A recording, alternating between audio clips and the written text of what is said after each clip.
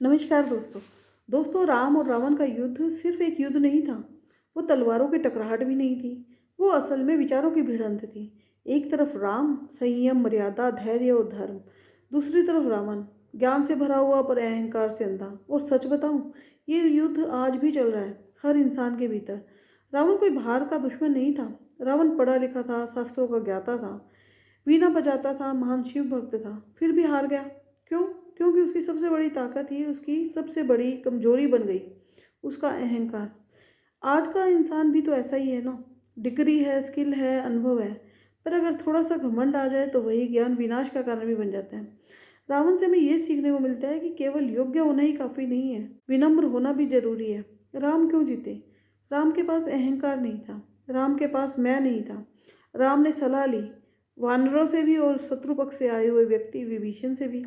राम जानते थे कि जो सीखना छोड़ देता है वो जीतना भी छोड़ देता है। आज हम हारते क्यों हैं? क्योंकि हम कहते हैं कि मुझे सब आता है, मुझे किसी की ज़रूरत नहीं है।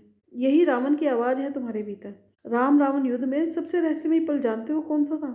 जब रावण रोज युद्ध में हारता लेकिन रात को उसका सिर फिर जुड़ जाता। क्यों? क्योंकि उसकी नाभि में अमृत था। अब ध्यान से सुनिए, आज के इंसान की नाभि में भी एक अमृत है, उसकी आदतें। गलत आदतें रोज तुम्हें गिराएगी, लेकिन अगली सुबह तुम फिर वैसे ही खड़े हो जाते हो।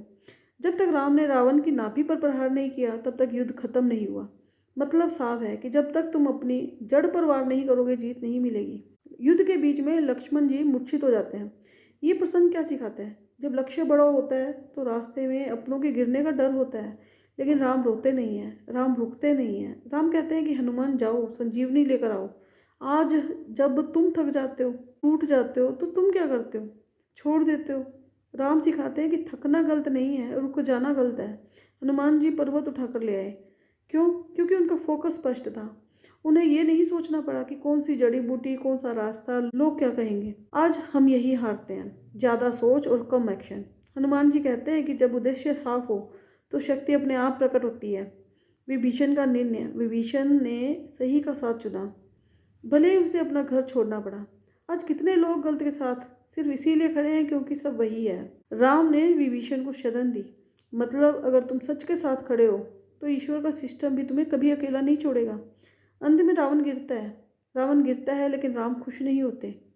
राम नम्रता से कहते हैं, ये भी एक महान योद्धा था। यही असली जीत है, जब जीत के बाद भी अहंकार न आए। दोस्तों, राम रावण युद्ध कभी खत्म नहीं हुआ, वो आज भी चल रहा है तुम्हारे भीतर। हर दिन तय करो, आज राम कौन है, रावण कौन है। अगर संयम जीता तो राम, और अगर अहंकार जीता तो रावण। याद रखना, राम जीतते हैं क्योंकि वो सही हैं।